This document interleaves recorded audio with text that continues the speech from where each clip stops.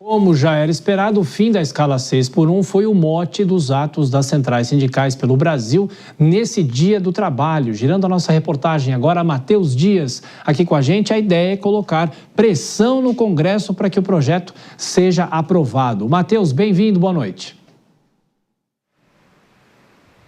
Tiago, uma ótima noite a você, ótima noite a quem nos acompanha. É claro que em uma semana em que o governo federal teve duas derrotas amargas, como na quarta-feira em relação à não aprovação do nome de Jorge Messias para a vaga do STF e na quinta em relação à votação que acabou derrubando o veto presidencial de Lula.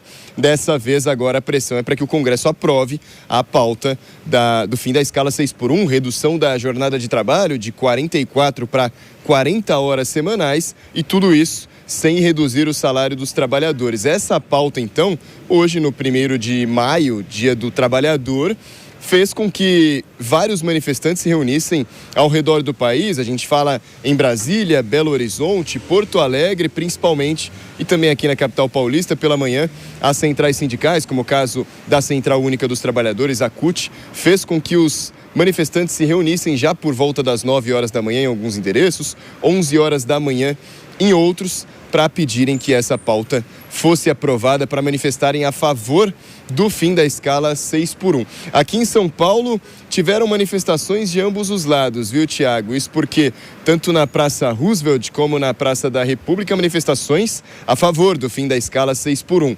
Já na Avenida Paulista, manifestações contra, mesmo que com poucos integrantes ali, cerca de 90 pessoas, segundo dados que apontaram, se reuniram ali na Avenida Paulista, mas os líderes daquela manifestação disseram que não era apenas pela adesão, mas para evitar que a esquerda se manifestasse também na Avenida Paulista, cujo endereço à direita tem se apossado nas últimas manifestações e protestos. Esses encontros ao redor do país fizeram até que autoridades se posicionassem também, como o caso do presidente do Tribunal Superior do Trabalho, Luiz Felipe Vieira de Mello Filho, que ele disse que o debate para o fim da escala 6 por 1 tem que deixar de ser desideologizado, não tem mais que ter apenas uma ideologia da esquerda, e sim ser discutido por ambas as partes, já que, segundo ele, vai ser sim algo em que a economia vai aderir, a economia vai se acostumar a essa nova forma de trabalho, essa nova forma de escala.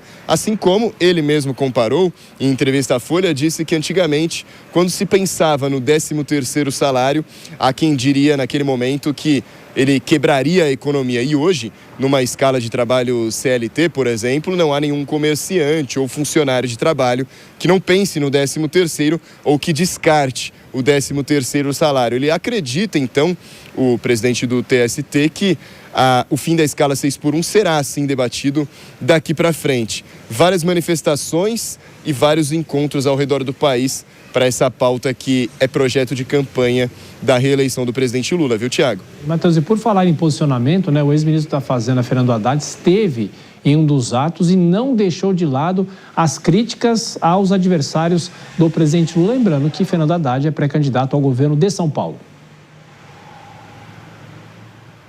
Pois é, Tiago, ele esteve presente em 2 eventos hoje. O primeiro deles, o evento chamado de 1º de maio na Força Sindical, esse na Liberdade, aqui na capital paulista. Lá participou do evento para promover, enfim, mais protestos, mais manifestações a favor do fim da escala 6 por 1. E lá deu duras declarações. Primeiro disse que vamos lutar pelo fim da escala 6 por 1 e por viabilizar a jornada 5 por 2, de 40 horas de trabalho por semana. E, no caso, disse que ele e outros integrantes do governo Lula, eles vão trabalhar na escala 7 por 0 para garantir a reeleição do presidente Lula e para garantir, segundo ele, que não seja um desastre como foi o governo anterior ao de Lula. Garantir a reeleição do presidente e também a vitória aqui ao governo paulista, como você bem disse, Fernando Haddad, pré-candidato ao governo de São Paulo. Mas teceu críticas também às pesquisas recentes que apontaram um empate técnico entre Lula e Flávio Bolsonaro num possível primeiro turno das eleições, que levaria ao segundo turno. Com esse empate técnico também, ele não criticou as pesquisas em si, mas os números e as respostas dos votantes ali. Disse que nessas pesquisas só pode ser uma lavagem cerebral coletiva. Fernando Haddad, que esteve presente, como disse, de manhã aqui em São Paulo e à tarde participou de um evento em São Bernardo do Campo, em homenagem ao Dia do Trabalhador também. Tiago. Matheus Dias falando sobre o Dia do Trabalho, as mobilizações aqui na região metropolitana de São Paulo. Até daqui a pouquinho, deixa eu chamar a Denise Campos de Toledo.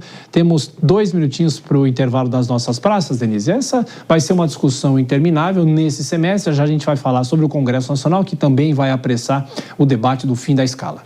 A impressão que se tem é que o Congresso, pelo menos uma parte dele, quer avançar com esse projeto mesmo, inclusive para tirar depois futuros resultados do ponto de vista eleitoral. Então, quem conseguir carregar essa bandeira, que não vai ser exclusividade do governo, principalmente se aprovada a PEC, que está em tramitação agora na Câmara, outros parlamentares, inclusive o presidente da Câmara, que tem endossado essa rapidez agora, pode também usufruir dos benefícios de uma eventual aprovação. Agora, em relação às mobilizações de hoje pelo país, a gente viu que há uma baixa adesão, o que até justifica o que nós estávamos falando antes em relação à não participação do presidente Lula. Claro que Haddad é candidato aqui em São Paulo, ele tende a estar mais próximo da população, marcar uma posição mesmo. Agora, é importante que eles vejam essas pesquisas como um recado e não como um posicionamento errado do eleitorado, porque se o eleitorado tem dado essas respostas é porque está insatisfeito com a situação e insatisfeito, em parte, com o andamento da economia do qual Haddad comandava o Ministério até pouco tempo atrás. Então, é importante que se faça uma autocrítica para ver qual o redirecionamento. Apostar apenas na redução da jornada, no 5x2, pode ser muito pouco para produzir o resultado esperado em termos de apoio do eleitorado à candidatura pela reeleição do presidente Lula e mesmo a disputa nos vários estados, as negociações, a formação de alianças.